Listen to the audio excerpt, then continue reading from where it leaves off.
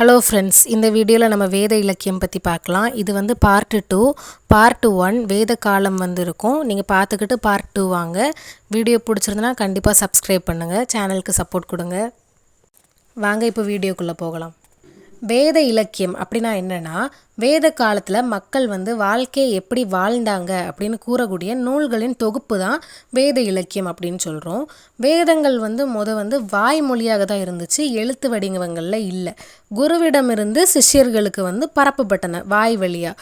இந்த முறையை ஸ்ருதி அப்படின்னு சொல்கிறாங்க. வேத இலக்கியங்களை 2 பிரிவுகளாக பிரிக்கிறாங்க. அதில் ஒன்று ஸ்ருதி, இன்னொன்று ஸ்மிருதி.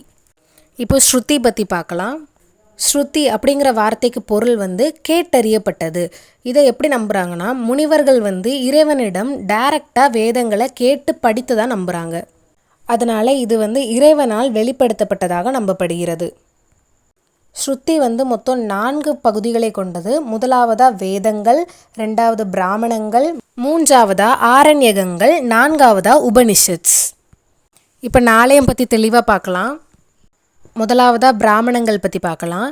பிராமணங்கள் என்ன சொல்லுவோம்னா, ஒரு யாகம் எப்படி செய்ய வேண்டும், எந்த மந்திரத்தை பயன்படுத்த வேண்டும், சடங்குகளின் விதிமுறைகள் என்ன அப்படிங்கிறத சொல்கிறது தான் பிராமணங்களோட வேலை. குறிப்பாக சொல்லணும்னா, இந்த பிராமணங்கள் வேதங்களுக்கு விளக்க நூலாக அமைகிறது. அடுத்ததாக ஆரண்யகங்கள். ஆரண்யம் அப்படிங்கிற சொல்லுக்கு அர்த்தம் என்னென்னா காடு அப்படின்னு பொருள்.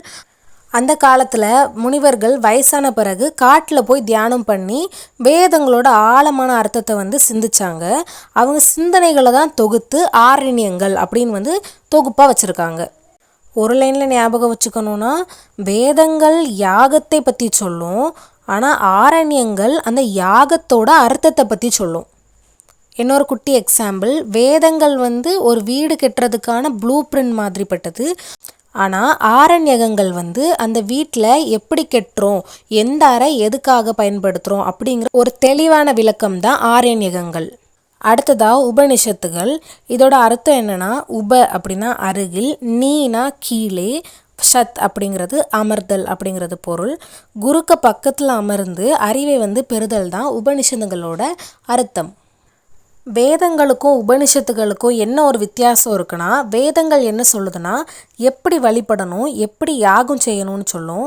ஆனால் உபனிஷத்துகள் என்ன சொல்லுதுன்னா, ஏன் வழிபடணும், மனித வாழ்க்கையோட உண்மையான நோக்கம் என்ன, ஆன்மா அப்படின்னா என்ன, பிரம்மம் அப்படின்னா என்ன அப்படிங்கிறத ஆழமாக விளக்குது. அதாவது வேதங்கள் வழிபாட்டு முறையை சொல்லுது, உபனிஷத்துகள் வாழ்க்கைக்கான உண்மையை சொல்லுது. உபனிஷத்துகள் முக்கியமாக என்ன கருத்து சொல்லுதுன்னா, நம்ம ஏன் நல்ல செயல் செய்யணும், நல்ல செயல் செஞ்சால் என்ன கர்மா கிடைக்கும், அதே மாதிரி அடுத்த பிறவியில் நம்ம எப்படி பிறப்போம், மறுபிறவி எப்படி இருக்கும் அப்படிங்கிறத விளக்குறது தான் உபனிஷத்துகளோட வேலை. அடுத்ததாக வேதங்கள் பற்றி பார்க்கலாம். மொத்தமாக 4 வேதங்கள் இருக்குது. ரிக்வேதம், யஜுர்வேதம், சாமவேதம், அதர்வண வேதம். நீங்கள் பார்ட் 1 வீடியோ பார்த்துருந்தீங்கன்னா அதில் நான் சொல்லியிருப்பேன், ரிக்வேதம் தான் 4 வேதங்கள்லேயும் மிகவும் பழமையான வேதம் அப்படின்னு.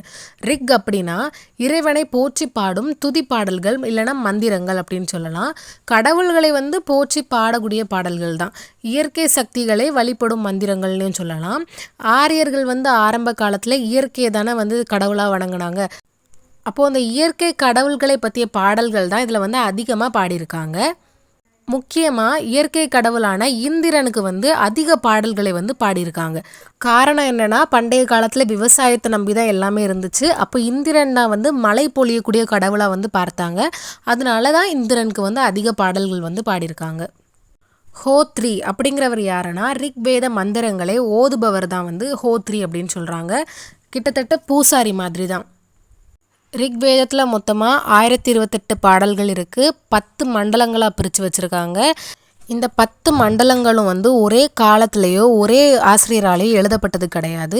பல்வேறு காலத்தில் பல்வேறு ஆசிரியர்களாலோ ரிஷிகளாலோ எழுதப்பட்டது தான் இந்த ரிக்வேதத்தில் உள்ள 10 மண்டலங்களும். இதில் கிட்டத்தட்ட 10,500 இல்லைனா ஒரு 10,552 மந்திரங்கள் இருக்குதுன்னு சொல்லியிருக்காங்க. சரியான எண்ணிக்கை தெரியலை, ஒவ்வொரு நூல்லையும் ஒவ்வொரு கணக்கு சொல்லியிருக்காங்க. ஆனால் அதிகமாக 10,552 நம்ம பயன்படுத்தலாம். அடுத்ததாக ரிக்வேதத்துக்கான உபவேதம் அப்படின்னா என்னன்னு பார்க்கலாம். உப அப்படின்னா துணை அல்லது உதவின்னு பொருள். வேதம் என்றால் அறிவு. அதாவது வேதங்களில் சொல்லப்பட்ட அறிவை அன்றாட வாழ்க்கையில் எப்படி பயன்படுத்தலாம் அப்படின்னு ஹெல்ப் பண்ணக்கூடிய நூல்கள் தான் உபவேதம். இன்னும் ஈஸியாக சொல்லணும்னா வேதங்கள் அடிப்படை அறிவை கொடுக்குது. அந்த அறிவை நம்ம எந்த துறையில் பயன்படுத்தலாம் அப்படிங்கிறத கற்றுக் கொடுக்கக்கூடிய நூல் தான் உபவேதங்கள்.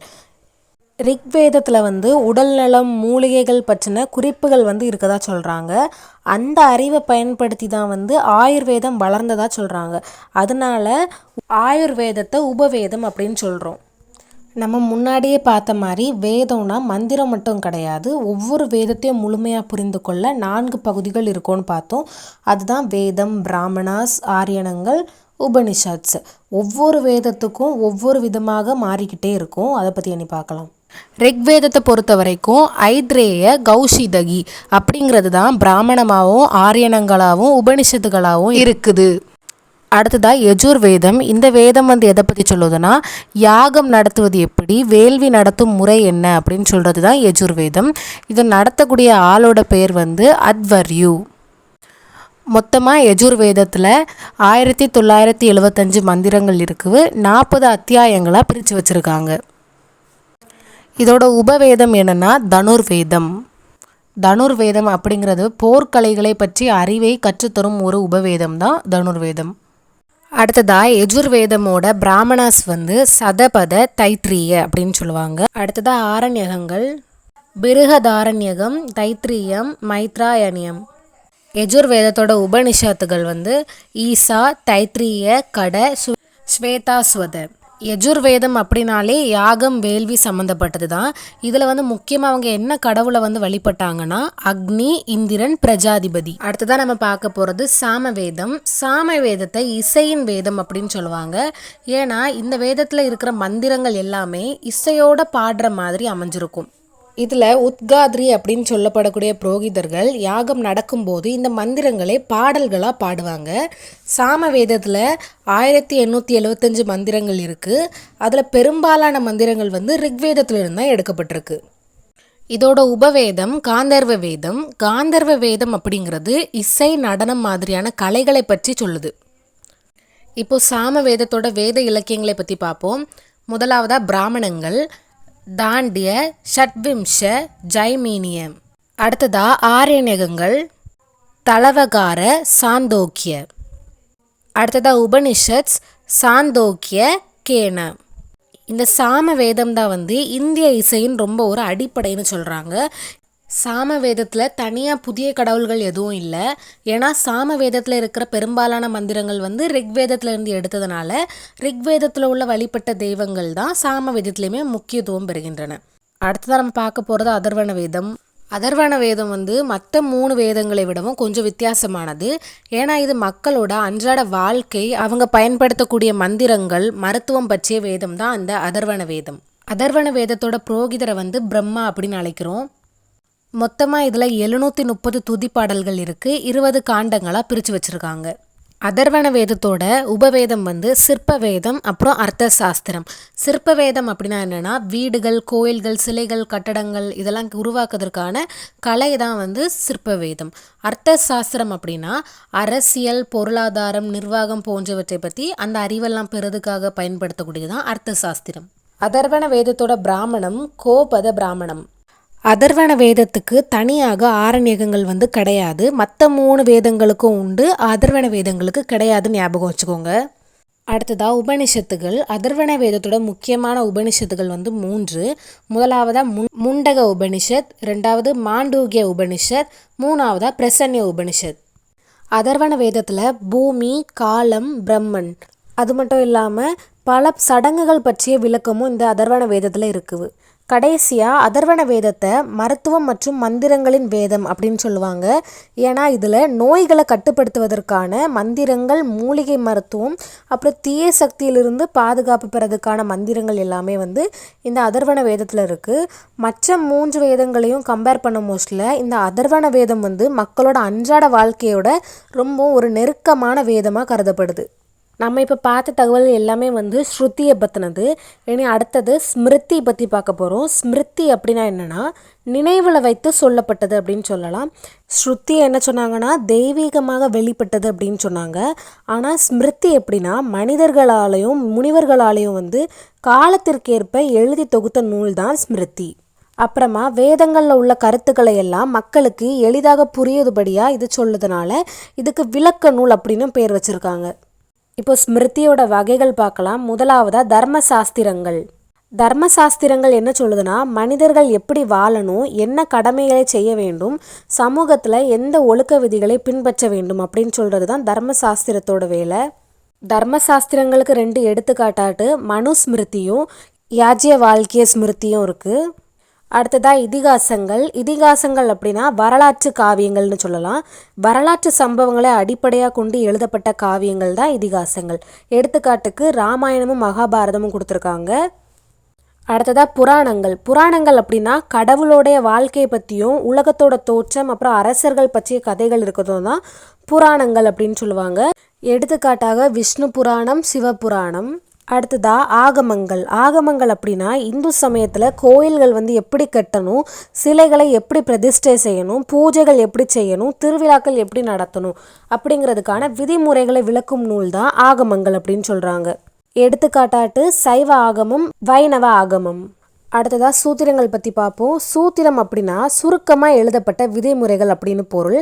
வேதங்களில் கூறப்பட்ட சடங்குகள் அப்புறம் வாழ்க்கை முறைகளை மக்களுக்கு எளிதாக புரியபடி சூத்திரங்கள் வந்து எழுதப்பட்டிருக்கும். எடுத்துக்காட்டாட்டு கிருஹய சூத்திரம், தர்ம சூத்திரம் கொடுத்துருக்காங்க.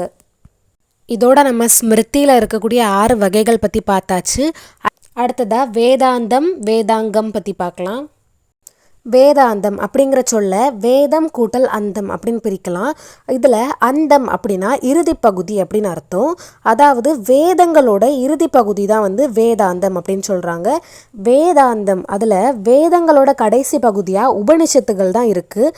அதனால உபனிஷத்துக்களை தான் வேதாந்தம் அப்படின்னு சொல்கிறாங்க. வேதாந்தத்தோட முக்கிய நோக்கம் என்னென்னா கர்மா, மோட்சம், ஆத்மா, பரம்பொருள் பற்றி விளக்கக்கூடியது தான் வந்து வேதாந்தத்தோட முக்கியமான வேலை. எளிமையாக சொல்லணும்னா நான் யார், இந்த உலகத்தோட உண்மை என்ன, மோட்சம் எப்படி அடையலாம் அப்படிங்கிற கேள்விக்கு பதிலை சொல்லும் தத்துவம் தான் வேதாந்தம் அப்படின்னு சொல்கிறாங்க. அடுத்ததா வேதாங்கம். வேதாங்கம் அப்படிங்கிறத வேதம் கூட்டல் அங்கம் அப்படின்னு பிரிக்கலாம். இங்கே அங்கம் அப்படின்னா உறுப்பு அப்படின்னு அர்த்தம். அதாவது வேதங்களை சரியாக கற்கவும் புரிஞ்சு கொள்ளவும் உதவக்கூடிய துணை அறிவு தான் வந்து வேதாங்கங்கள். எளிமையாக சொல்லணும்னா வேதம் ஒரு உடல் மாதிரி இருந்தால் அதை தாங்கி நிற்கக்கூடிய உறுப்புகள் மாதிரி தான் அந்த வேதாங்கங்கள் செயல்படும். அதனால தான் இதை வேதத்தின் 6 அங்கங்கள் அப்படின்னு சொல்லுவாங்க. இனி இந்த 6 அங்கங்கள் பற்றி பார்க்கலாம். முதலாவது உறுப்பை பார்க்கலாம். முதலாவது உறுப்பு வந்து சீக்ஷா. இதோட அர்த்தம் என்னன்னா சரியான உச்சரிப்பு மற்றும் ஒலியியல். இந்த சீக்ஷா எதை பற்றி விளக்குதுன்னா மந்திரங்களை எப்படி சரியாக உச்சரிக்கணும், ஒவ்வொரு எழுத்தையும் எந்த ஒலியில் சொல்ல வேண்டும் அப்படிங்கிறத கற்றுத்தரக்கூடிய வேலை தான் சீக்ஷாவோட வேலை. வேதங்களில் உச்சரிப்பு ரொம்ப முக்கியம் அப்படிங்கிறதுனால தான் சீக்ஷாவை முதல் இடத்துல வச்சுருக்காங்க. அடுத்ததா வியாகரணம். வியாகரணம் அப்படின்னா இலக்கணம் அப்படின்னு சொல்லலாம். வேதங்களை பிழை இல்லாமல் எப்படி புரிஞ்சு கொள்ளணும், சரியாக எப்படி படிக்கணும் அப்படிங்கிறதுக்கு தான் இலக்கணம் வந்து அவசியம். அடுத்ததா சந்தஸ் அப்படின்னா செய்யுள் மற்றும் ஓசை அமைப்பு. இதில் என்ன சொல்கிறாங்கன்னா ஒரு வேதத்தோட ஓசை, தாளம், அமைப்பு எப்படி இருக்கணும் அப்படிங்கிறத கூறுறது தான் சந்தத்தோட வேலை. நான்காவதா நிருக்தம். நிருக்தம் அப்படின்னா ஒரு சொற்களோட பொருளோட விளக்கம் தான். வேதங்களில் வந்து பழமையான சொற்கள் நிறைய இருக்கும். அந்த சொற்களோட இணையான வேர்ட்ஸ் வந்து அதில் கொடுத்துருப்பாங்க, பொருள் வந்து கொடுத்துருப்பாங்க. அடுத்ததா ஜோதிடம். ஜோதிடம்னா நமக்கு தெரியும்ல, எதை எந்த நேரத்தில் பண்ணணும், எந்த நேரத்தில் வந்து வேள்வி வளர்க்கணும், சடங்குகள் வந்து எந்த நாளில் பண்ணணும் அப்படிங்கிறத சொல்கிறதுக்கு தான் ஜோதிடம் வந்து பயன்படுத்துகிறாங்க. இறுதியாக கல்பா. கல்பா அப்படின்னா யாகம் மற்றும் சடங்குகளின் விதிமுறைகள். எப்படி சொல்லலாம்னா ஒரு திருமணமோ ஒரு இறுதி சடங்கோ வந்து எந்த சடங்குகளை எப்படி செய்யணும்னு விதிமுறைகள் இருக்கும்ல, அந்த விளக்கக்கூடிய வேதாங்கம் தான் கல்பம். இதோட வேத இலக்கியத்தோட நோட்ஸ் முடிஞ்சுது. இன்னும் நிறைய வீடியோ வேணும்னா கீழே கமெண்ட் செக்ஷனில் கண்டிப்பாக கேளுங்க. சேனல் பிடிச்சிருந்துன்னா சப்ஸ்கிரைப் பண்ணுங்கள். தேங்க்யூ ஃபார் வாட்சிங்.